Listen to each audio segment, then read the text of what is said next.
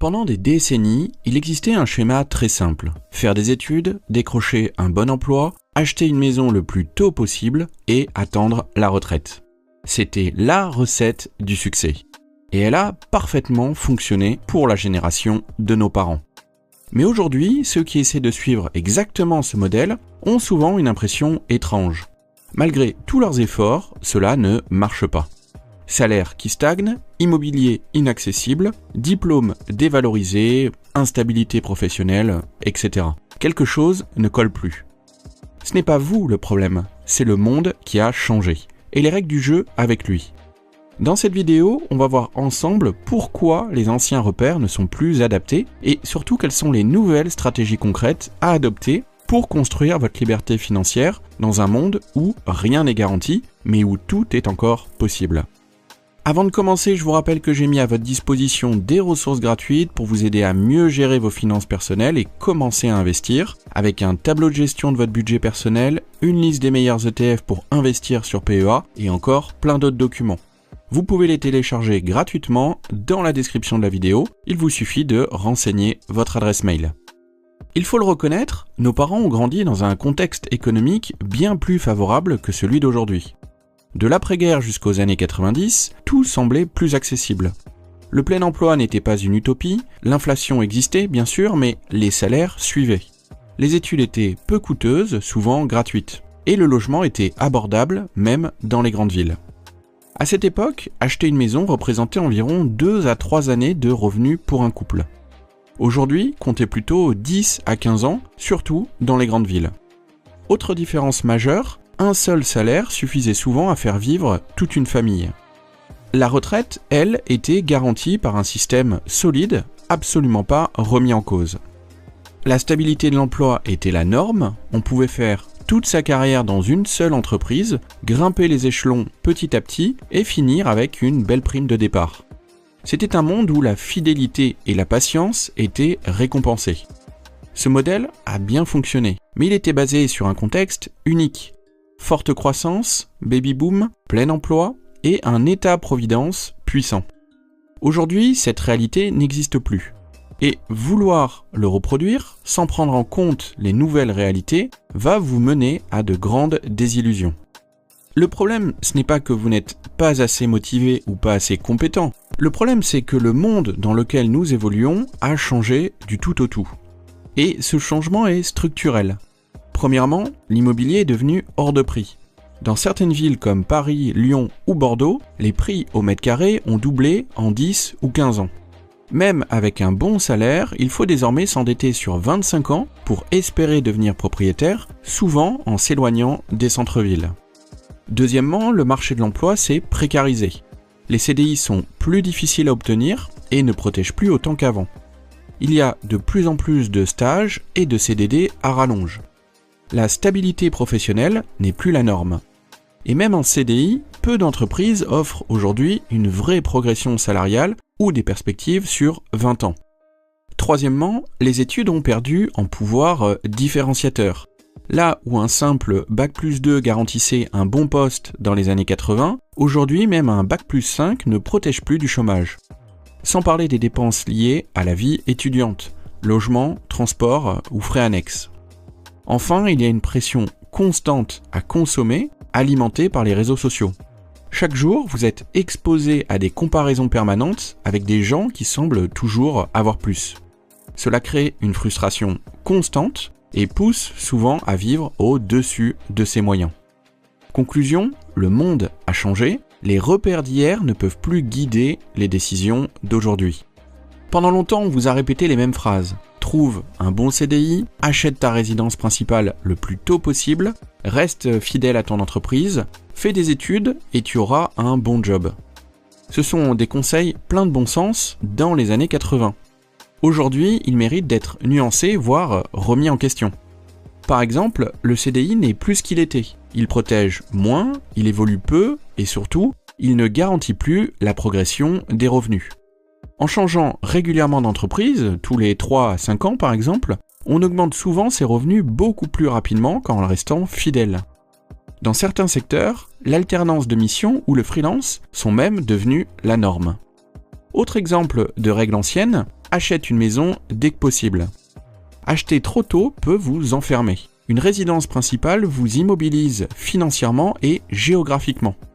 Si vous vous endettez au maximum de vos capacités dès vos 30 ans, vous vous privez de toute marge pour investir ailleurs ou pour saisir des opportunités.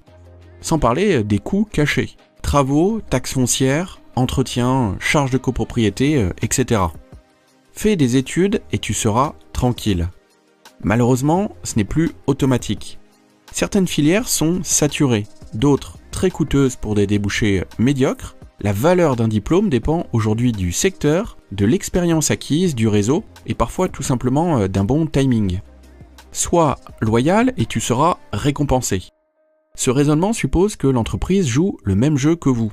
Mais dans les faits, il y a des restructurations, des plans sociaux et des externalisations qui se multiplient. Ce n'est pas du pessimisme, c'est une réalité. La loyauté unilatérale n'a plus de sens si elle freine votre progression ou vous expose à une perte de revenus. Pour résumer, ce n'est pas que ces conseils étaient mauvais, ils étaient adaptés à une autre époque. Et le monde a changé, ce qui nécessite de s'adapter. Si l'ancien modèle ne fonctionne plus, que peut-on faire aujourd'hui ? Faut-il renoncer à tout projet d'indépendance financière ?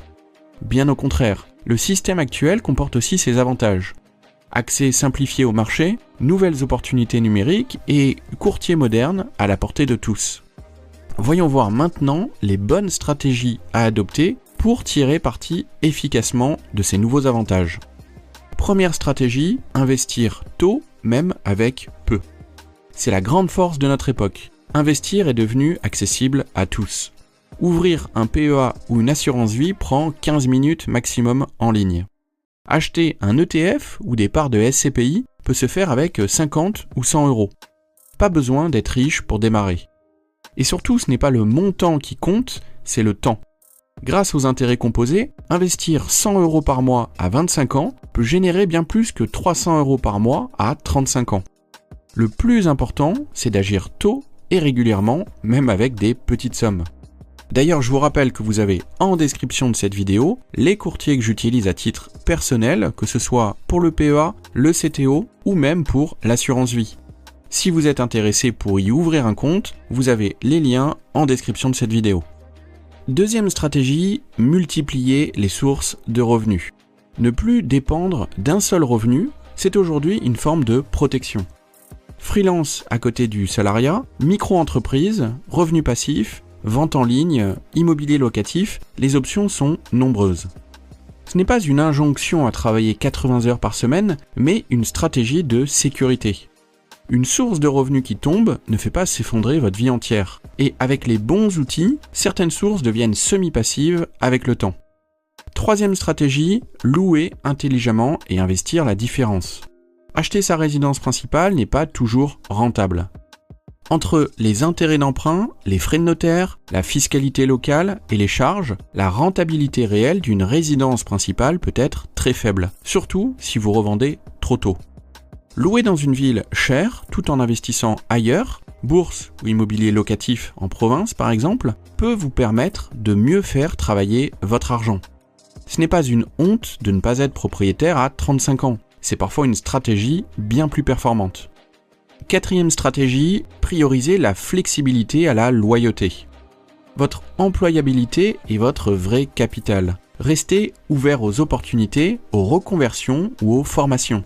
Le monde bouge vite, les métiers changent, être adaptable, c'est être antifragile.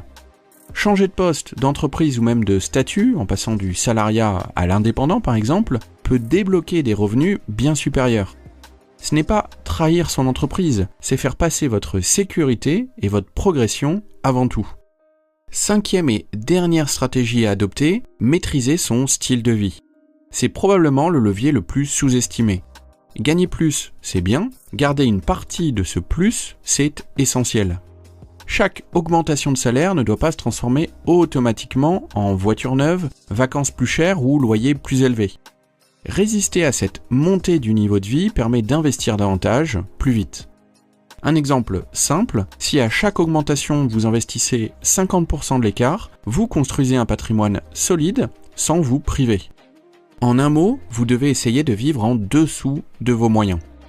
Pour résumer, investir tôt, diversifier ses revenus, rester mobile, éviter les pièges émotionnels de la propriété et maîtriser son style de vie. Voilà les vraies clés pour construire une liberté financière, même dans un monde instable. Parce que vos parents n'avaient pas forcément tort, ils ont simplement joué avec des règles qui ne sont plus celles d'aujourd'hui. À leur époque, la stabilité était une stratégie gagnante. Aujourd'hui, c'est l'agilité qui vous protège.